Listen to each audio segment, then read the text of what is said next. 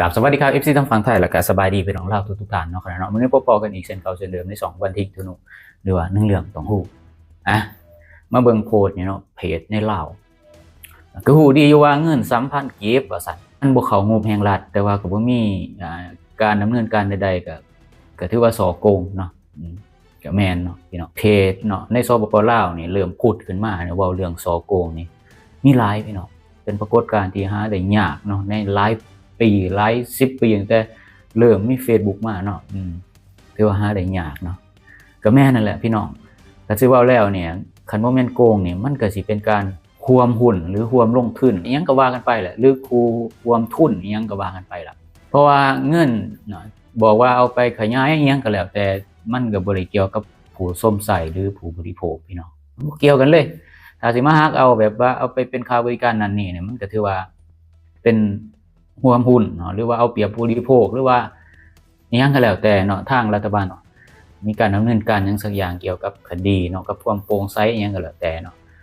หรือบริษัทก็ต้องคืนเงินเนาะทั้งเบิดเนาะถ้าแม่นว่ายังเก็บต่อไปก็เท่ากับว่าเป็นการร่วมหุ้นหรือร่วมลงทุนโดยเรียกว่า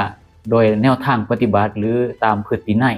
เนาะถึงแม้ว่านิตินัยสิบ่มีการไปลงทะเบียนไปมีสัญญาอิหยังก็บ่เกี่ยวแล้วบาดนี้เพราะว่าในการปฏิบัตินี่เนาะสิ่งที่ทางบริษัทนี่ฮักโดยเอาไปบริหารเอาไปจัดการเอาไปขยายธุรกิจของบริษัทเองถือว่ามันบ่ถูกต้องเนาะพี่น้องเนาะก็ล่าสุดนี่ก็มีประธานสภาก็เรียกร้องให้รัฐบาลเนาะให้ทวนคืนทบทวนเนาะเรื่องเงิน 3,000 กีบนี่หรือว่าเรื่องอื่นนำแน่แหละแต่ว่าแอดมินก็สิเว้าเฉพาะเงิน 3,000 กีบที่ถูกหักในเครือข่ายมือถือเนาะ 3,000 ทุกเดือนเนาะพี่น้องทวนคืนนี่มันหมายความว่าจังได๋ทวนคืนเรื่องการตรวจสอบหรือว่าตรวจสอบในความเป็นไปได้บ่ว่าตกลงนี่ประชาชนต้องรับผิดชอบซอยบริษัทบ่หรือว่าประชาชนนี่ต้องกลายเป็นผู้ร่วมทุนเนาะโดยสมบูรณ์บ่ตามหลักพฤตินัยเนาะที่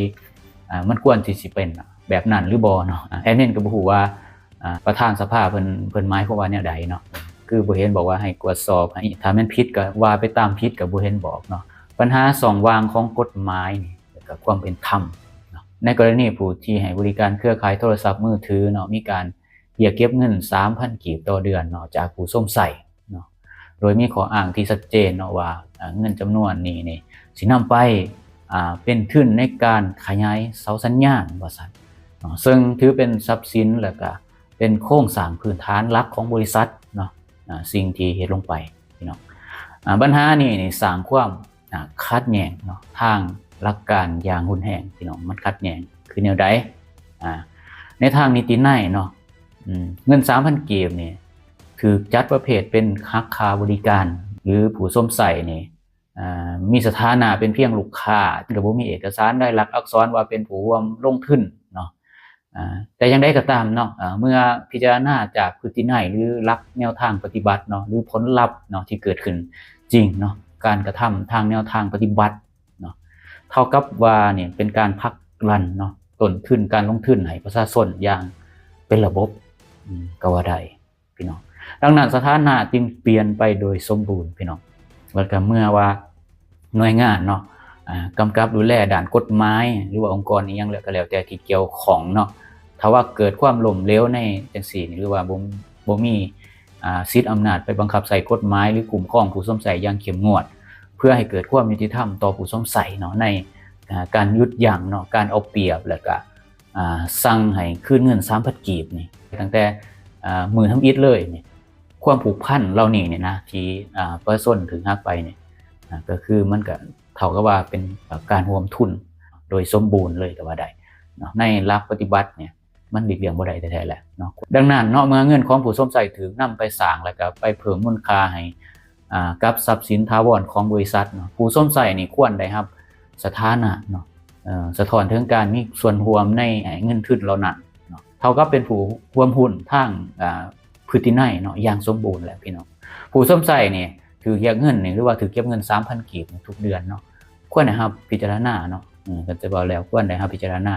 ให้มีสถานะเป็นผู้ร่วมหุ้นเนาะในทางพฤตินัยหรือว่าในแนวทางปฏิบัติมันจังสิถูกต้องเที่ยงธรรมเป็นธรรมดีเนาะ ตามที่สัดส่วนของเงินเนาะที่ใส่จ่ายเมื่อเทียบกับมูลค่าเนาะการลงทุนทั้งเบิดของเดือนนึงนี่ตกหลายตื่อเนาะพี่น้องเนาะหลายตื่อเนาะเป็นเกือบ20ตื่อบ่ได้พี่น้องเพราะฉะนั้นเนี่ยประชาชนก็ต้องได้รับสิทธิ์ในการปันผลเมื่อผู้ส้มใส่นี่มีสถานะเป็นผู้ร่วมหุ้นเนาะในทางพฤตินัยหรือแนวทางปฏิบัติบริษัทก็จะต้องปันผลกำไรเนาะคืนให้ลูกค้าเนาะที่จ่ายเงิน 3,000 กีบนี่โดยจำนวนตามสัดส่วนเนาะการลงทุนตามที่กฎหมายกำหนดว่าเงินที่ลงทุนเนาะควรได้รับจักเปอร์เซ็นต์เนาะก็ต้องไปเบิ่งอีกในกฎหมายก็มีอยู่แล้วแหละเนาะแต่ต้องพิจารณาเนาะถึงมูลค่าเนาะตามการเวลานั่นแหละว่าหักไปเท่าไรแล้วอย่างประมาณนี้ก็ต้องได้พิจารณาเข้าไปการบังคับใส่สถานะผู้ร่วมหุ้นหรือพฤตินัยเนาะจะต้องถึงชดเชยเนาะในการเปลี่ยนสิทธิ์ให้ความเป็นเจ้าของกรรมสิทธิ์หรือผู้ร่วมทุนเนาะพี่น้องถ้าบริษัทบ่ต้องการปันผลหรือว่าแบ่งความเป็นเจ้าของบริษัทก็จะต้องยุติการเรียกเก็บเงินในลักษณะนี้ทันทีคือว่ามันถูกต้องที่สุดแล้วก็เที่ยงธรรมที่สุดแล้วนะแล้วก็คืนเงินเนี่ยที่หักไปทั้งเบิดเนี่ยเนาะให้ผู้ส้มใส่ไปถ้าบริษัทเลือกที่จะหักเงินไปอีก 3,000 กีบต่อไปเนี่ยก็นั่นแหละก็ถือว่า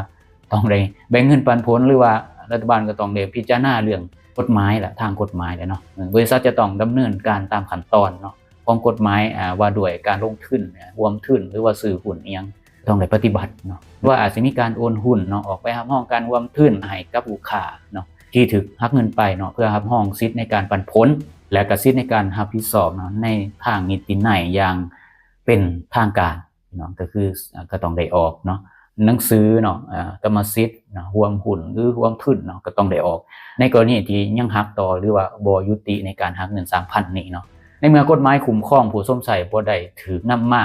บังคับใส่เพื่อระงับการเอารัดเอาเปรียบเนาะอย่างมีประสิทธิภาพเนาะทางออกอย่างเดียวเนาะที่เป็นธรรมที่สุดเนี่ยในหลักปฏิบัติเนาะคือการทำห้องเนาะจากสถานะผู้ส้มใส่ให้เป็นผู้ร่วมหุ้นหรือว่าร่วมทุนอย่างสมบูรณ์เนาะเพื่อให้เกิดความเนาะสมดุลระหว่างการมีส่วนร่วมในต้นทุนเนาะกับการได้รับผลตอบแทนในทรัพย์สินของบริษัทมันก็ต้องเป็นไปแนวนั้นเนาะอันนี้ก็คือเป็นแนวทางที่แอดมินที่ว่ามาเนี่ยเป็นเคินว่าเป็นหลักการของการร่วมทุนหรือลงทุนเนาะที่ชาวโลกเขาก็เห็นแบบนี้เบิดอันนี้ถ้าแม่นว่ารัฐบาลบ่มีการดำเนินการบ่เหียกห้องอีหยังมันก็เป็นข้อสงสัยนะว่ารัฐบาลอาจสิมีส่วนเอียวหรืออีหยังหรือบ่ก็บ่ฮู้เนาะตามที่ท่านประธานสภาท่านสมพรเนาะบริหารได้ออกมาเกี่ยวข้องเนาะให้รัฐบาลได้จัดการเนาะก็ต้องเลยเบิ่งต่อไปว่ารัฐบาลสิออกมาจัดการแบบใดหรือว่าสิคืนเงินบ่หรืออาจสิแนวใดก็ต้องเบิ่งกันต่อไปอันนี้แอดมินก็เอามาวิเคราะห์ให้ FC เนาะได้เห็นเนาะว่ามันควรที่สิเป็นแบบนี้นะมันเป็นหลักปฏิบัติเนาะเฮาสิอ้างว่ากฎหมายสปปลาวบ่มีแบบนี้เนาะว่าบ่มีกฎหมายมาจัดการเนาะผู้ที่เอาเปรียบผู้บริโภคบ่หรือว่ามันจังได๋คือว่าบ้านเมืองมันอาจสิบ่มีกฎหมายหรือว่าเป็นบ้านเมืองบ่มีคือบ่มีแปรบ่ก็ต้องพิจารณากันตื่มอีกเนาะพี่น้องโอเคสำหรับมื้อนี้ขอมุกขอบใจขอบคุณสำหรับที่ทานที่เข้ามาติดตามฟังชมหรือกดไลค์กด Subscribe เพื่อสิบ่พลาดคลิปต่อไปอีกทีต่อไปสำหรับมื้อนี้ขอกล่าวคำว่าสวัสดีครับสบายดีบาย